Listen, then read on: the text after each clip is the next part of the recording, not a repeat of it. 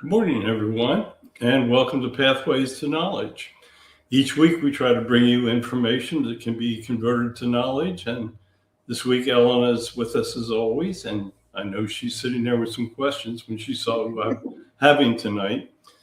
So, the show is going to be very interesting.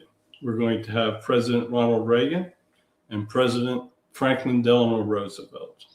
And we're going to be asking them about current events, what's going on in the world. And we're going to ask each other the exact same questions. So we're going to ask President Roosevelt first and President Reagan second. So Ellen, good evening. It's time to start. So off we go. Here we go. Welcome, President Roosevelt. Do you see any comparisons with what is taking place in the world today and what was taking place while you were president? Yes, absolutely. It seems like history just continuously keeps repeating itself. When I was president, when I first took over, we were deep in a very terrible recession that was affecting the entire country. We did our best to come out of the recession. And then as the world improved, dictators started to take over. In Japan, they wanted to rule the world. Hitler was taking over in Germany. He wanted to rule the world. They got together, and as you know, the result was World War III. Well, today you have an individual leading China that wants to control the world, and you have a dictator in Russia that wants to control the world, and then throw in a couple wild cards like North Korea and Iran.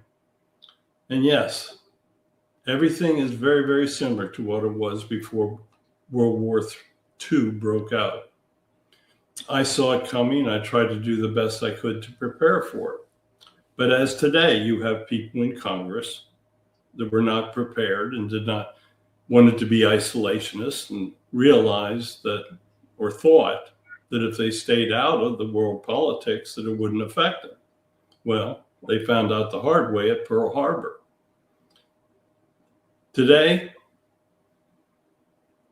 there's no protection for the country, to be honest. In my day, we always looked at the Atlantic and Pacific Ocean as protection for the country. Today, with the ballistic missiles, there is no protection. So the country has to remain very strong. It has to do all that it can to prevent others from wanting to try to attack them, because there are people out there that are just truly evil. Do not ever forget it. It just keeps repeating itself, as I said earlier. Every time there is a civilization, a good civilization, there are always others that are trying to compete and to conquer it. That is just the way of things. And until people learn to get along, learn to show love, and understand the futility of war, I don't think it's going to change. When you were president, Nazi Germany and Japan were joining together to try to become the world powers. What steps did you take to prevent them from controlling the world? I tried to do it diplomatically. In Europe, the leaders thought that you could negotiate with Hitler. They made concessions to him, and all he did was want more. Hitler took concessions as a sign of weakness. In the Pacific, we actually did very little to protect ourselves. We thought Hitler was the greatest enemy.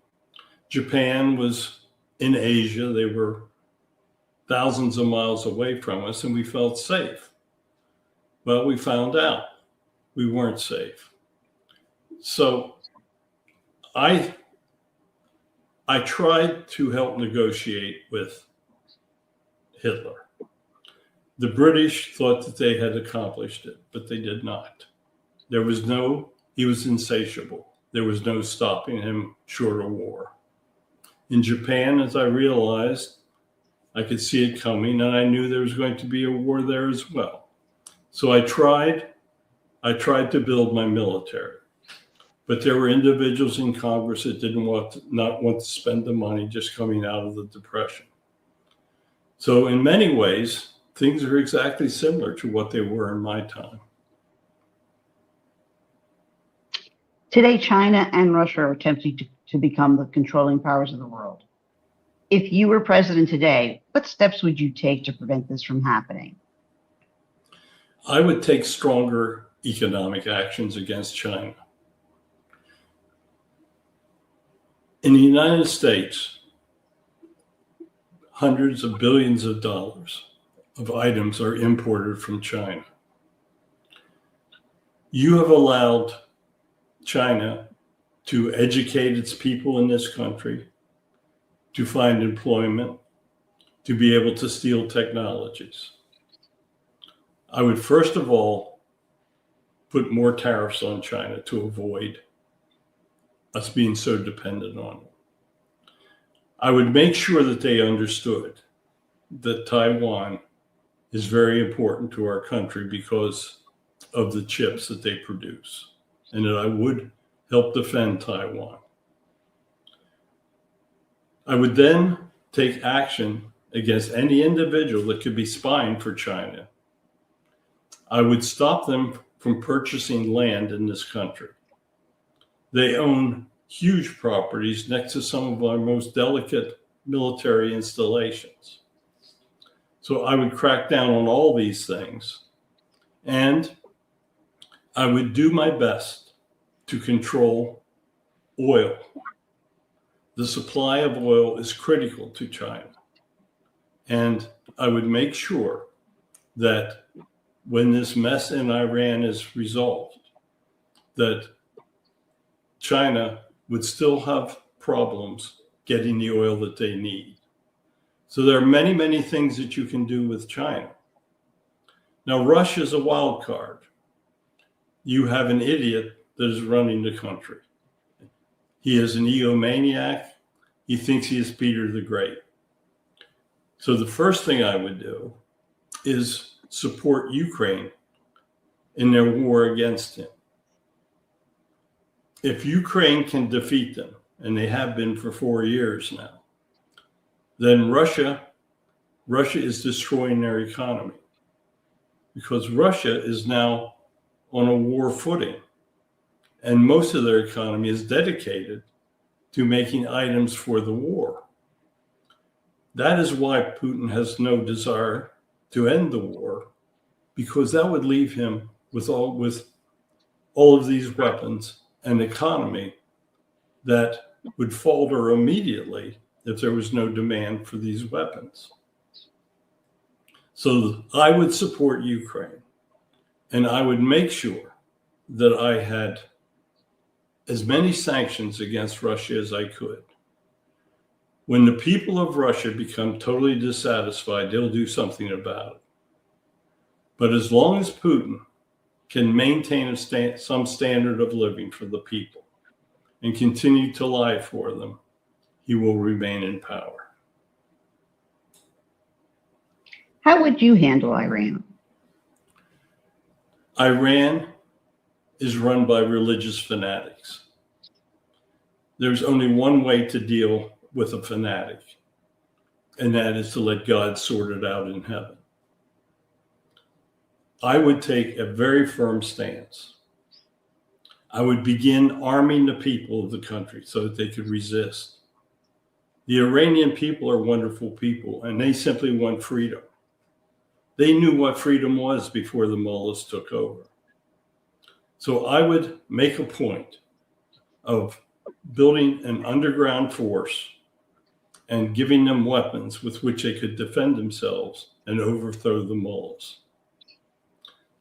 I would continue with the blockade and destroy their economy. But I would also be taking military steps against them. They are using this pause in order to rebuild and to become stronger. And they actually think they are winning. So I would make sure that they knew they were losing. But Iran is a real problem. Do you believe that President Trump is handling Iran in the correct manner? I think that he was in the beginning with the military force, but I think he stopped too soon. Some of it was he was receiving bad information and intelligence. He should have continued. He should take steps to destroy their offensive weapons.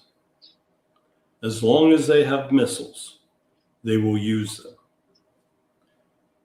He needs to build a military organization with all of the countries that Iran has attacked, the neighbors of Iran. These people have got to join militarily, and they are actually the logical ones to put boots on the ground to finish it. So he needs to maintain allies that are willing to fight, and he needs to destroy them. If he does not destroy them, they will become a problem, and it will continue and get worse. And they will have a nuclear weapon. Russia will help them get it. So you must keep pressure on Russia, and you must destroy Iran. It's that simple. So what would you do differently than what President Trump is doing? I would be using more military force. And I would make 100% assurance that no oil is leaving Iran. And I would do it by destroying the infrastructure they need to ship. Yes, it will hurt the people, but infrastructure can be rebuilt over a relatively short period of time. But I would make sure that they had no money coming into their economy. And I would arm the people.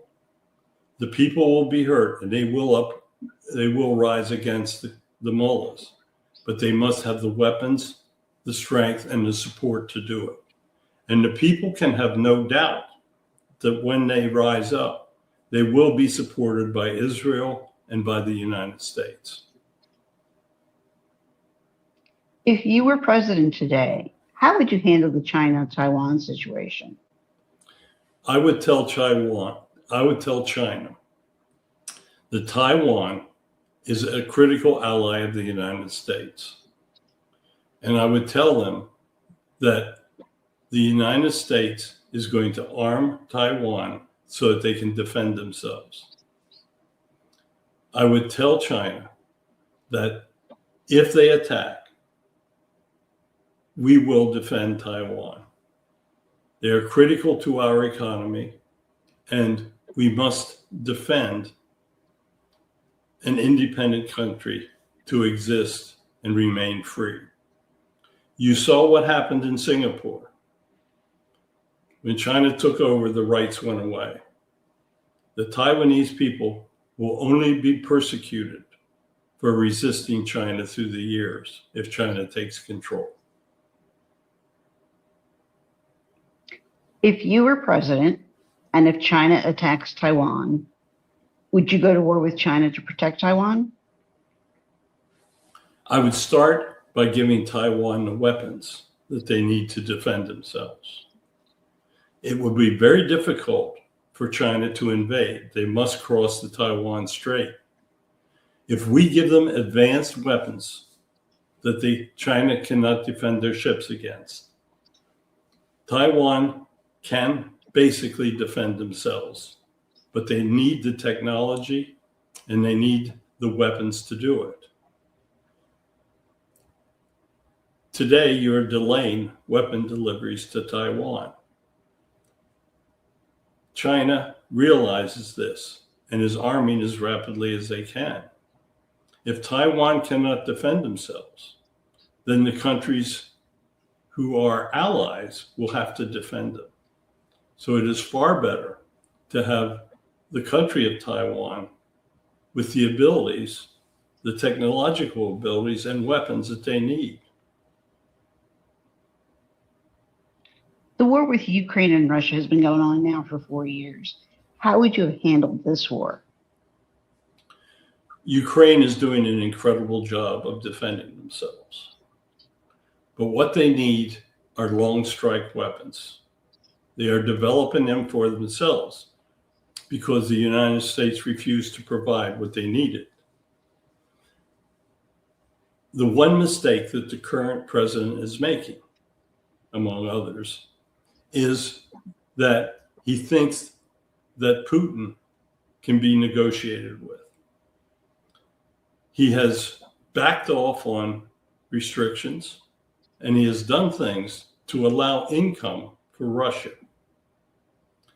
You must use sanctions to stop Russia from being able to sell oil and to import other technological items. Many companies are going behind the backs and supplying technical tools and weapons to Russia. That needs to be stopped. So do you believe that President Trump is handling the war correctly? I believe that in the beginning he was handling Iran correctly. I believe that he has failed in supporting Ukraine. In the beginning, everyone was afraid of what Russia would do. Russia is afraid of the nuclear weapons of NATO and the United States. And they know they have assured self-destruction if they use one. I would make sure that Putin understands that if he uses a nuclear weapon, he will give a nuclear weapon to Ukraine to use. And it will be tit for tat. The president has got to support Ukraine so that they defeat Russia. There is no other answer. If Putin defeats Ukraine, he will attack other countries. So there's really no other choice. In the United States today, there is much hatred and little cooperation in Congress. How does this compare to when you were president? Well, when I was president in the beginning, we had an overwhelming majority in the Congress. So literally, I could do what I wanted. The Republicans often tried to stop many of my plans, but we had the number of votes in order to overcome and do what I felt I wanted to do. Now, in retrospect, some of my decisions were not correct, but at the time, I thought I was doing all that was necessary. Today, the country is almost split down the middle. The majorities are slim in the House and in the Senate. The only way you are going to get things done in the long term is to cooperate with each other. President Trump has not made it easy to cooperate.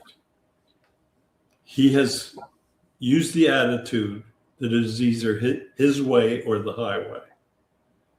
He has offended members of Congress that have now been defeated and are currently voting against him and affecting slim majorities.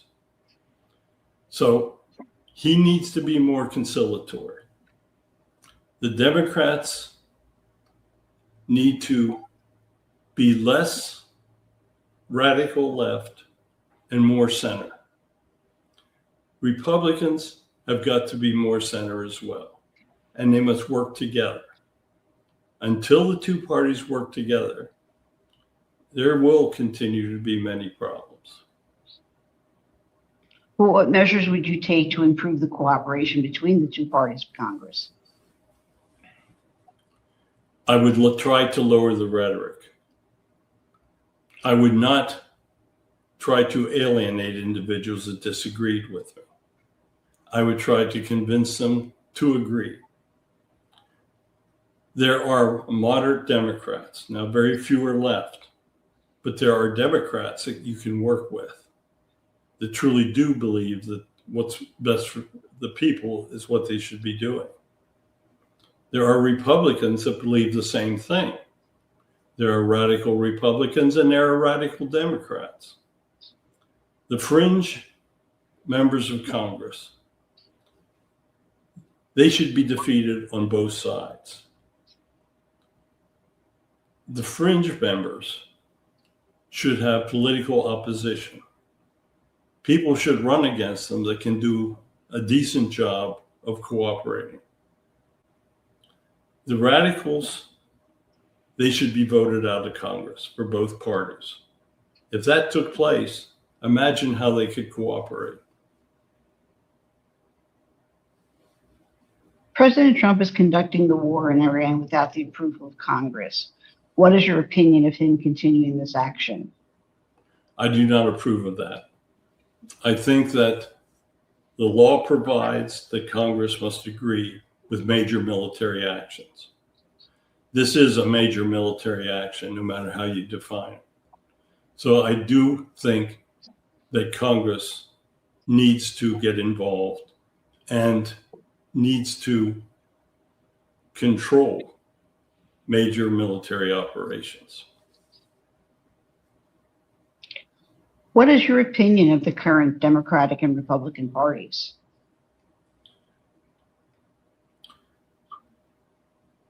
In current terms, when I was president, I was considered very liberal. Today, I would be a conservative Democrat. The Republican Party has become, I'm not sure what. There are many conservative beliefs that the Republican Party is no longer pursuing. So both parties, in my mind, are currently in turmoil. And it is only the people that can change this.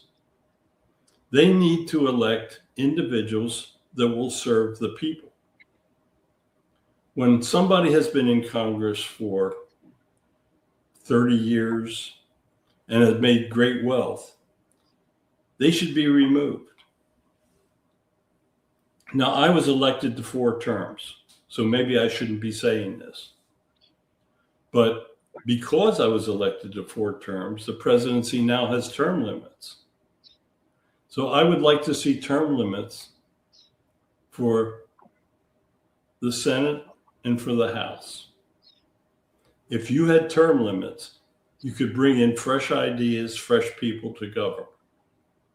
When an individual is in their 80s, it is very difficult for them to have the active lifestyle and mental facilities to carry out the incredibly difficult job of serving in the modern day legislature of the United States. So even though I was elected to 4 terms and it created the term limits, I think at the time I disagreed with it. But now that I'm looking at what is taking place, I believe that term limits are what should be enacted. Do you have a final message for our listeners? Yes. I know that many of you are very surprised with some of my comments. They sound much more conservative than what I was as president. But in reality, I tried to serve the people. When I came into office, everything was in turmoil with the Depression. The country had never faced that before, and I did things to try to pull the country up by its bootstraps. Today, the economy is relatively strong. So that is a tool. But a strong economy should not allow you to run huge deficits in your spending. That will catch up. Social Security, in which people pay their own hard-earned money to assure retirement, is running out of money because Congress spent those funds. So Congress has got to step back and understand that they must simply deliver for the people and everything will be fine. So I'm sure my friend here, President Reagan, has a few things to say. I think in some ways I actually spoke like he will speak, but I still am a person of the people. The Democratic Party was traditionally a person of the common man. Today, it's more a party of the billionaires in Hollywood, and I'm very sorry for that. But I think if the people take action and put individuals in that will serve them, that the Democratic Party can return to its old ideals. So thank you so much for allowing me to speak. I appreciate it. And I know that my friend here is championing it to bit. Thank you, President Roosevelt. You did serve through a very difficult period of time facing the Great Depression and World War II. So now we'll speak to the spirit of President Ronald Reagan. He served during the beginning of the Iranian takeover and the Cold War with Russia. President Reagan, thank you for joining us. Do you see any comparisons with what is taking place in the world today and what was taking place while you were president? Yes, I do. I was involved with trying to defeat Russia in the Cold War. They were making advances in space. They had the strongest military in Europe. And they really did not have any of the best interests of the United States at heart. So I built the military. I built it up. I did the best I could do. I took actions against Russia. I negotiated with them. And eventually Russia fell. Now, where I failed was I didn't take strong enough actions against the mullahs of Iran. We thought that they had greater political support. We did not ever believe that they would become the menace of the Middle East that they became. So they knew that I would get the captives back. They held our people for almost a year over there. And President Carter attempted it, but he failed. I was very clear that I was going to get them and that they would truly regret if they did not turn them loose. So it was no coincidence that they were released when I came into office. But I should have realized the true evil. My people felt that the country did not want to take any military action over it. I would have taken whatever action I needed to get back our people. But I should have taken more actions against them. But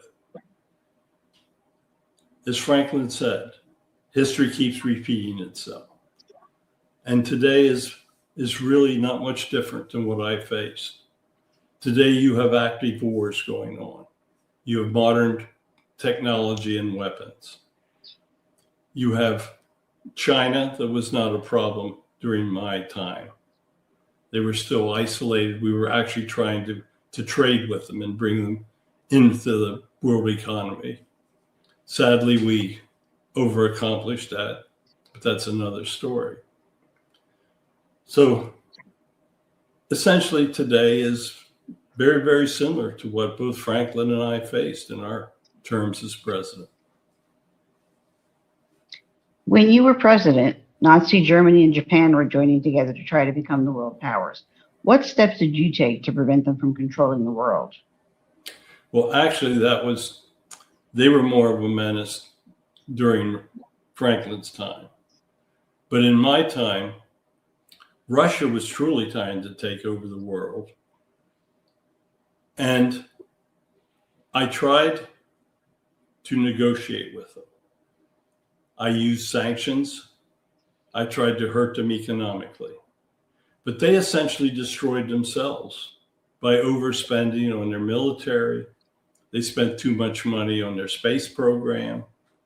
And there was no way that the small economy of Russia in the long run could ever keep up with the dynamic economy of the United States. So they did the Soviet Union failed, and they brought it upon themselves by their actions. Today, you're seeing Russia doing things that will make them fail again. So Russia seems to have a habit of shooting themselves in their own foot. And there's no way that their relatively small economy can devote itself to the major war that they have for 4 years. They have had hundreds of thousands of their young men killed. Their intellectuals have left the country. The birth rate is down in Russia. It is inevitable that failure will come. It's just a matter of time. So the more that you can sanction them, the more that you can hurt them economically, the more rapidly the time will come that people will take over the country. Now, what happens when the people take over the country, that's another issue.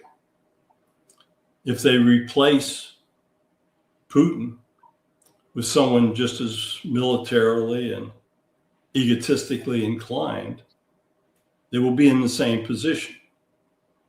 They need somebody that will bring them into the alliance with Europe, trade with Europe, trade with the United States. Do not be the aggressor.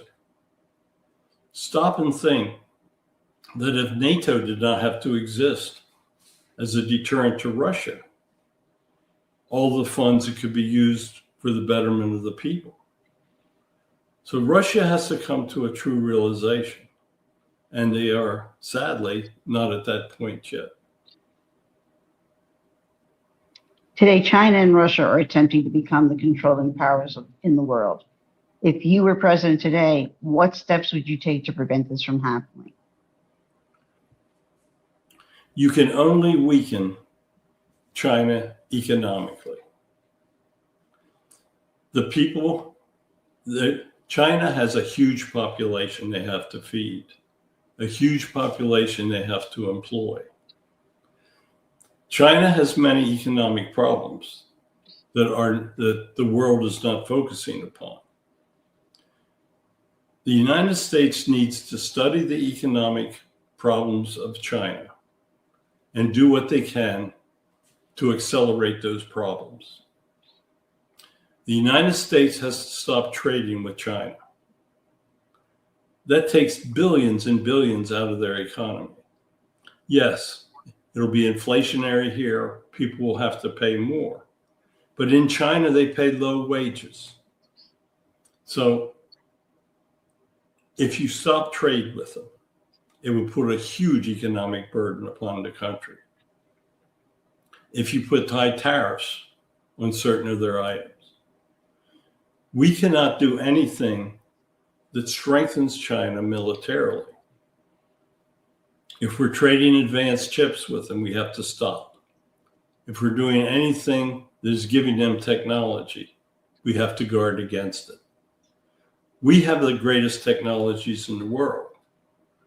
The spies of China are continuously trying to learn from what the United States does with its military. We have to enforce that. And as Franklin said, we have to stop them from purchasing our assets. They can use those assets against us. So it's just common sense. But somebody has to step in and use common sense against China. How would you handle Iran? If I would have continued to destroy Iran. I had the momentum was going with the war. Israel was doing a great job in supporting. I would have continued until I knew that the Iranians could not hold the people hostage. But I would have started earlier in arming the people.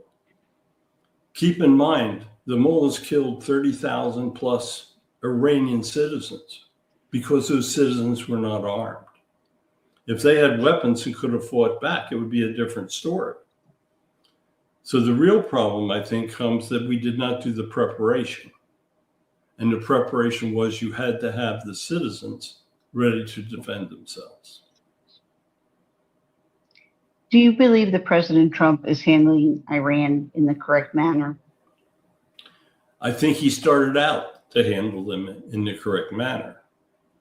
But then when he stopped the military action, he gave Iran the opportunity to rearm. I think that he should have had a coalition of the other countries in the Middle East before he started. Basically, it was the United States and Israel. He should have had Saudi Arabia, the other powerful countries, Jordan, all the other individual countries that Iran has now attacked. He should have had a coalition so that if Iran attacked one of them, Iran knew that there would be a Middle East coalition that would attack them. That would have played a huge role. He's trying to put together a coalition now, but I think that it is late. Iran honestly thinks they're winning this. They think that the political pressures are going to come to bear and that President Trump will essentially pull out. If he does that, it will be a calamity. So is there anything else that you would do differently than what President Trump is doing now? I would destroy their ability to export oil. Once you do that, the clock is ticking. The blockade is attempting to do this, but they still have tankers that are getting out. They're still shipping oil. They're still having income. They're still shipping oil to Russia. I would destroy the refineries so that they could no longer generate money. Until Iran is financially stopped, this is going to continue. If you were president today, how would you handle the China-Taiwan situation? I would basically do the same thing that Franklin said. I would arm Taiwan to the teeth. I would make sure that they had the most modern technologies and weapons so that they could stop the landing ships that China has to use to cross the Strait of Taiwan. They must be able to defend themselves. I would make sure that they had some ballistic weapons that could strike 1,000, 1,500 miles within China. I would make sure that China understood the true pain of what they would go through if they attempted an attack. The only thing that China understands is power. If they knew that we would undoubtedly support them, that Japan would step in, the Philippines, Australia, that they knew that they would be facing a unified force, they would look at things much differently. So if you were president, and if China were to attack Taiwan, would you go to war with China to protect Taiwan? I would protect Taiwan. I would start by making the Taiwanese powerful enough that they could defend themselves. If China takes Taiwan, they can put their submarines in the deep water of the Pacific unchallenged. There are many things to consider. So I would make sure that Taiwan was defended, but I would do it through making sure that China would not attack them. The war with Ukraine and Russia has been going on for 4 years. How would you have handled this war? I would have supported Ukraine in the beginning. It was obvious that Russia was going to attack them. We should have been preparing Ukraine. They had been fighting Russia for many years. Russia had attacked them, 10 years before, and we did not support them. When Russia initially attacked Ukraine and Ukraine lost Crimea, that is where we should have truly given them the weaponry they needed to stop Russia at that time. Once Russia gained the foothold in the country of the Ukraine, then it was inevitable that they were going to try to take more. you must understand that Putin's ego, he thinks that he, as Franklin said, is Peter the Great. He wants to restore. He thinks that the worst thing that ever happened was the fall of the Soviet Union. He's ex-KGB. He has got to be controlled. If there's any way that the Secret Service could work with the oligarchs to remove Putin, they should be doing that. We need to be using all of our weapons that we have. We need to be controlling the Russian economy as much as possible. We should be putting more sanctions on Russia, not less. We should be supporting Ukraine to striking the refineries of Russia. Russia is essentially a huge gas station. You shut down their refineries, you will shut down their country. So we should be supporting the research of Ukraine and helping them develop their own weapons.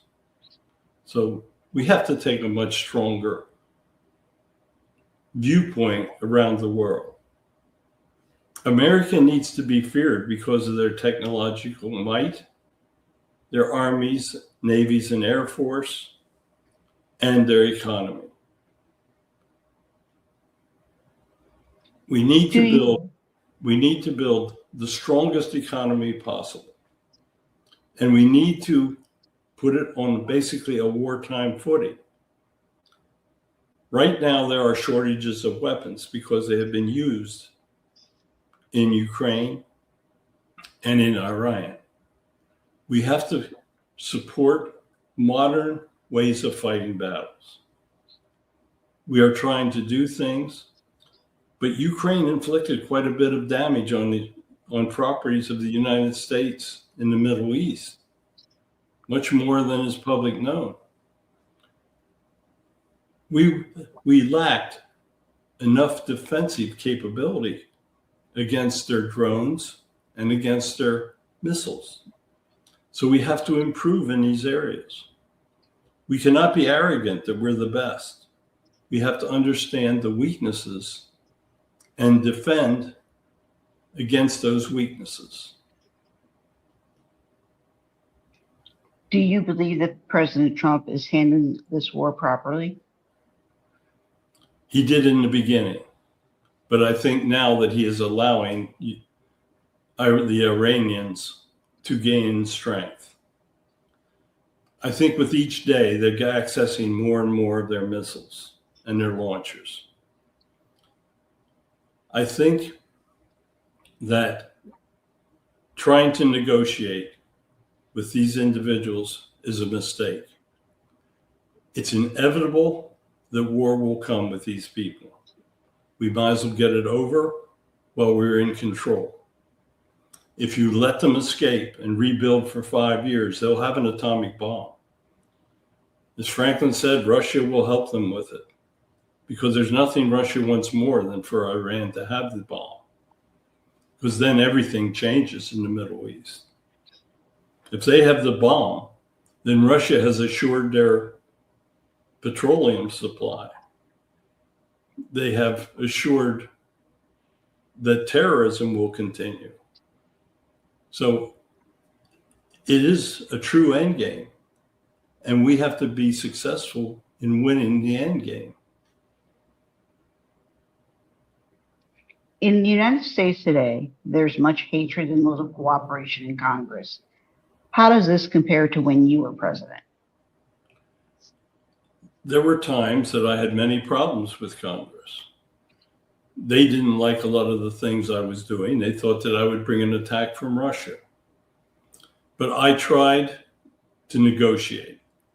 I tried to make friends. I tried to help to have people in the Democratic Party that might not support me, but would not fight against what I was trying to do. Congress has got to learn cooperation. Congress has failed through the years. The democratic process can be a wonderful thing, or it can be a difficult thing. But in order for the economy and the country to function, both houses of Congress have got to cooperate. And the president has got to cooperate with Congress. The president cannot try to build presidential powers beyond what is given to him in the Constitution. The Constitution needs to be interpreted properly. And if the president follows the rules of the Constitution, he will have to cooperate with the legislature. What measures would you take to improve the cooperation between the two parties? There's so much animosity now, it would be very difficult. But I would seek out the moderates on both sides, and I would try to work with them. There are many radicals from both parties now. The true conservative ideals are not exactly the governing basis for the Republican Party. I would try to return to true conservatism, because I think that is the best for the democracy. So I would support people that I think were true conservatives.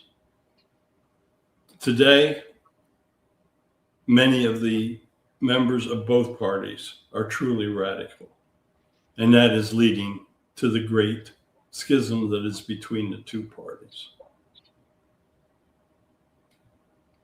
President Trump is conducting the war in Iran without the approval of Congress.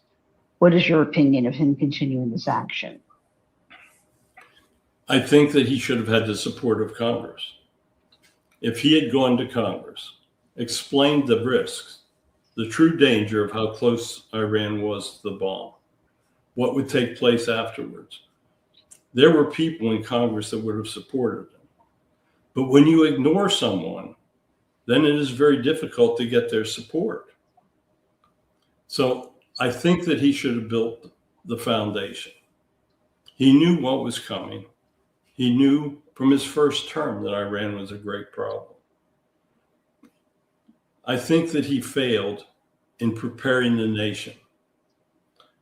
The nation should understand, and in many instances they still don't, the great risk of the mullahs having an atomic bomb.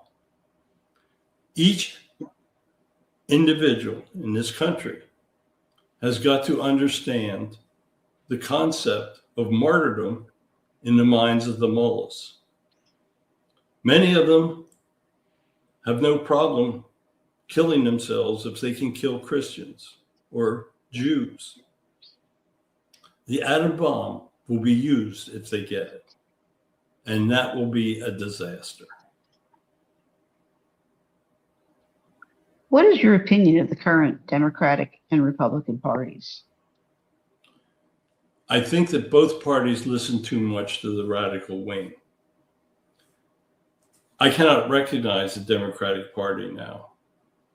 You have people in it that are socialists. Look at what's taking place in New York City. You have communists in the party. In the Republican Party, you have people that are just as radical on the right side. So I fear for both parties, to be honest with you. You need individuals that are true mediators, that try to work with everyone. Until that takes place, the country's in for a rough slide.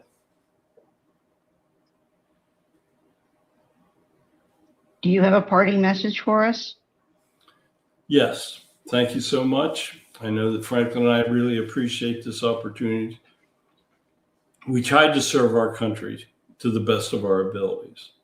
Franklin and I both had successes, major ones, and there were times that we had failures. Today, the country is very, very different than when we served.